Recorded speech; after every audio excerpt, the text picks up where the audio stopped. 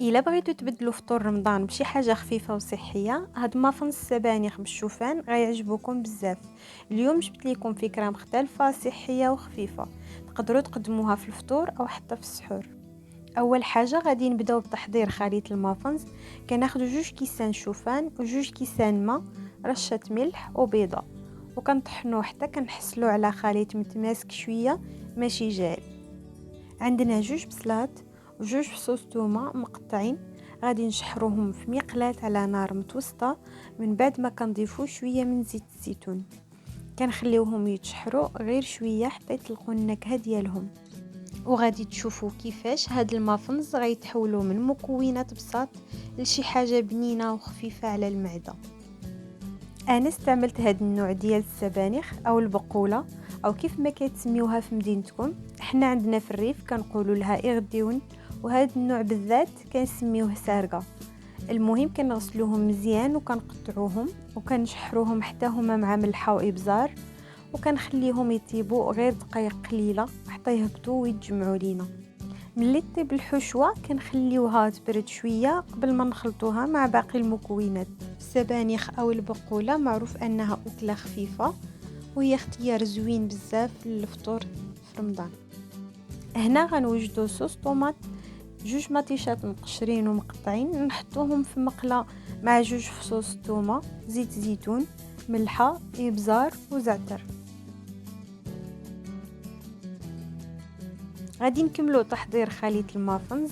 خويت خليط الشوفان اللي حضرت في بول وزدت ليه ساشي بيكربونات وقطرات من الخل باش تتفاعل لينا الخميره ديالنا مزيان. غادي نضيفوا البصله لخليط الشوفان اللي صاوبناه، زيتون مقطع، وكنزيد الحشوه ديال السبانخ اللي حضرنا قبل. كنخلط كل شيء مزيان حتى نحصلوا على خليط متجانس. الخليط كيكون تقريبا ثقيل شويه، وهذا الشيء عادي حيت الشوفان كيشرب السوائل.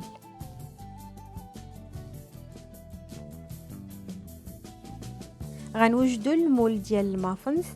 الا ما توفروش لي مول اون بابي ماشي مشكل، انا كنصاوبهم هكا غير بابي كويسون. كنعمرهم بالخليط ماشي حتى الاخر باش يبقى ليهم شويه فين يتنفخوا. وكنصيحه من بعد ما يطيبوا باش تحافظوا عليهم طريين، خليوهم يبردوا شويه وما تحطوهمش مباشره في شي طبسيل يكون مغطي باش ما يتعجنوش ليكم ويتلوعوا.